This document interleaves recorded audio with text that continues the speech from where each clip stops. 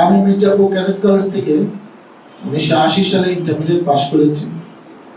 আমি Mymensingh medical college থেকে 87-এ বাংলাদেশে মেডিকেল সায়েন্সের basic degree, bachelor of medicine, bachelor of surgery, MBBS যাকে সংক্ষেপে বলে, সেটা পাস করে ইন্টার্নি করে কার্ডিওলজি, হার্টের উপর, নেফ্রোলজি, কিডনির উপর 6 মাস পিজিতে ট্রেনিং নিয়ে ইচ্ছা ছিল পোস্ট গ্রাজুয়েশন করব।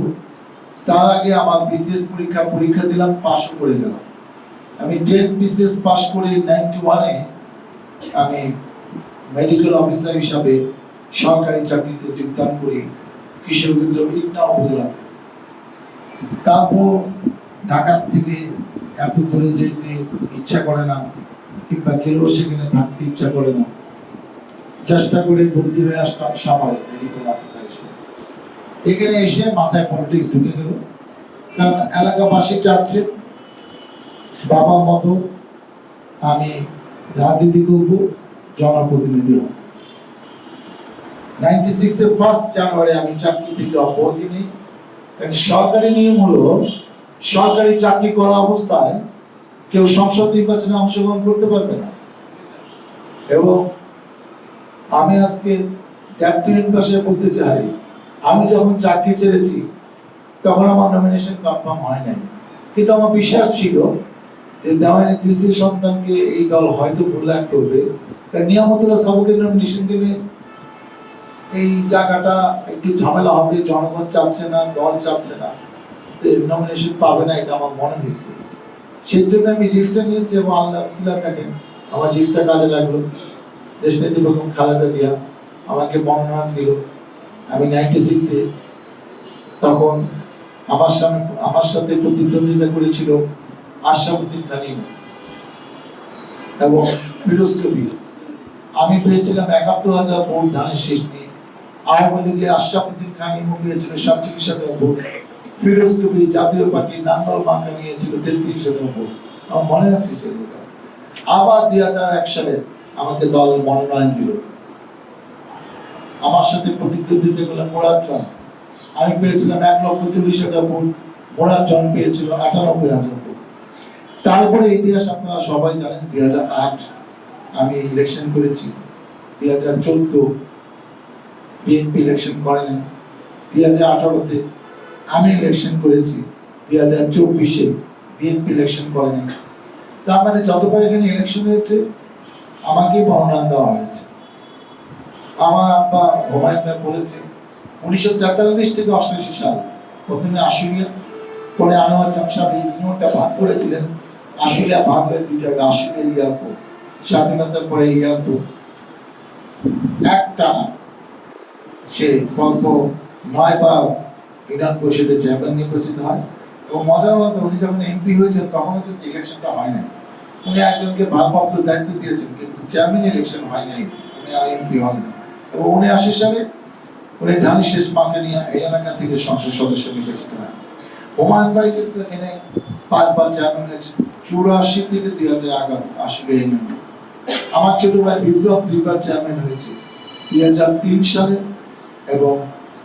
এবং 2011 সালে, এবং একবার ভাইস চেয়ারম্যান হয়েছে 2014 সালে। আমরা একটা রাজনৈতিক পরিবারের সন্তান, কিন্তু শেখ হাসিনা আমাদের রাজনীতিটা ঠিক মতো করতে দিল না। আমি 1993-তে ইয়ারপো ইউনিয়নে বিএনপি সভাপতি নির্বাচিত হই। আমি 2011 সালে আশুলিয়া থানা বিএনপি সভাপতি নির্বাচিত হই। আমি 2016 থেকে 22 6 বছর ঢাকা জেলা বিএনপি সভাপতির দায়িত্ব পালন করেছি। আমি এই মুহূর্তে বিএনপি কেন্দ্রীয় কমিটির সহ পরিবার কল্যাণ সম্পাদক। এবার মনোনয়ন নিয়ে অনেক যুদ্ধ হয়েছে। হয় কি, দল তো অনেক কিছু ভাবে।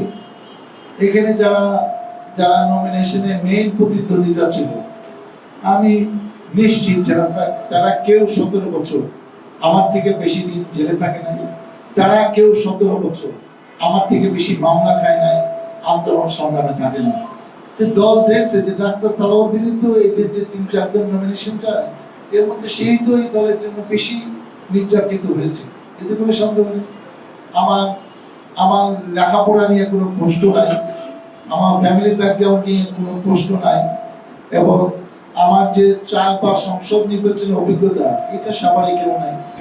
ফলে আমার মন জানতো যে নমিনেশনটা আমি পাবো, কারণ তারেক রহমান 3 মাস আগে বলেছে যে আমি তাকে মনোনয়ন দিচ্ছি যে জনগণের প্রতিনিধি, দলের পদ দিচ্ছি না, জনগণের পদ দিচ্ছি। জনগণ যাকে যোগ্য মনে করে, জনগণ যাকে গ্রহণযোগ্য মনে করে, জনগণ যাকে নেতা মনে করে, যার নেতৃত্বে সাভারে উন্নয়ন কর্মকাণ্ড পরিচালিত হবে, সাভারের মানুষের নানা রকম সেবা করবে, সেই নেতা আমি ঠিক করে দিচ্ছি।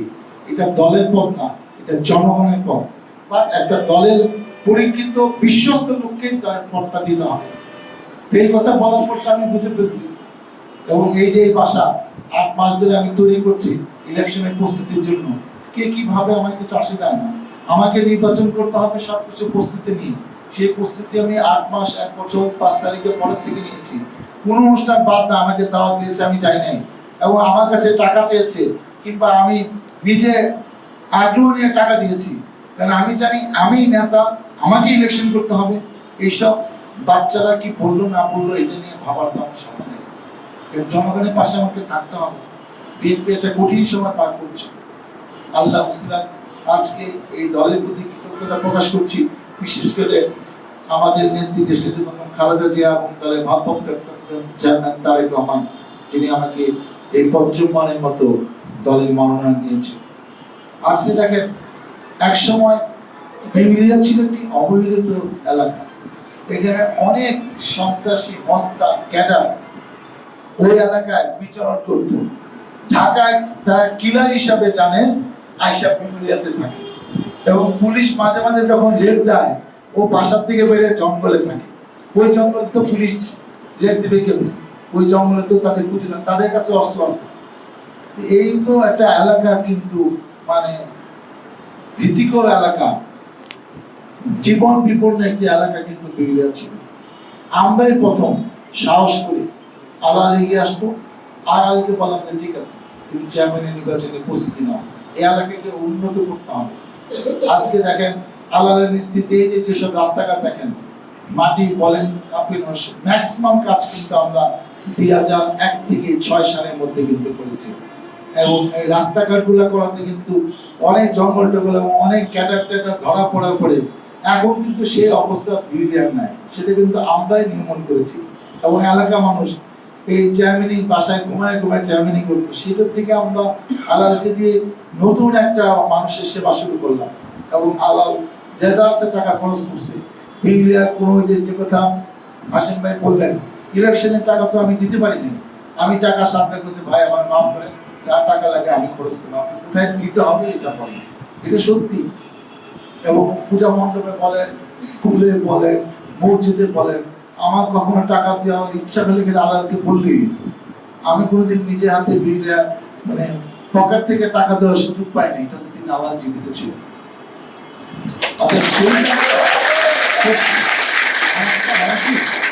কথাটা না বলে পারছি না, সেটা হলো ধরেন খালাদা জি আমাকে একটা মনোনয়ন দিয়েছে, আমাকে তো নেতৃত্বটাও ঠিক মতো দিতে হবে। একসময় আমার বাবা নেতৃত্ব দিয়েছে, আমাকে দিয়েছে, আমি সবাইকে নিয়ে মিলেমিশে নেতৃত্ব দিয়েছি। আমি নেতৃত্ব পরীক্ষা পাশ করেছি, বারবার পাশ করেছি, এবং তার ভিত্তিতে আমি এখনো টিকে আছি। ধরেন আলাদ নাই, এখন আলাদের পরিবার যদি এগিয়ে না আসে, দলের সাথে ওতপ্রোত কাজ না করে, এবং এমন কিছু কাজ করতে হবে জনগণের আস্থাও যেন তাদের উপর থাকে। আগে নিজে হয় কি, এটা এমন একটা জায়গা, নিজে টাকা পয়সা খরচ টরচ করে মানুষের আস্থা অর্জন করতে হবে। সবাই মনে করে যে না একে দিলে এলাকা উন্নয়ন হবে, আগে টাকা ইনভেস্ট করতে হবে। তোমাকে ভোট দেওয়ার পরে জনগণ ভাববে যে তুমি যোগ্যতা না, তুমি মসজিদ মাদ্রাসা স্কুল বিভিন্ন জায়গায় উন্নয়ন করে জনগণের আস্থা অর্জন করতে হবে, যে না এইটা তো আলালের মতো তো এই ছেলে এর ভাই, সেটা জনগণের আস্থা অর্জন করলে তখন দেখবা দলও আমরা তোমাদেরকে চিন্তা করবো যে তোমাদের উপর ভরসা করে আমরা চলবো। এটা অনেক আচ্ছা, আমি বিনীতভাবে বলছি, যা হইছে হইছে। যে কথা আমি বলতে চাই, বাবা যেন সন্তানদের বারবার মাফ করে দেন, বড় ভাই যেন ছোট ভাইয়ের ভুল ভ্রান্তি গুলা কোনো আমলেই নেয় না যে ছোটরা ভুল করবে।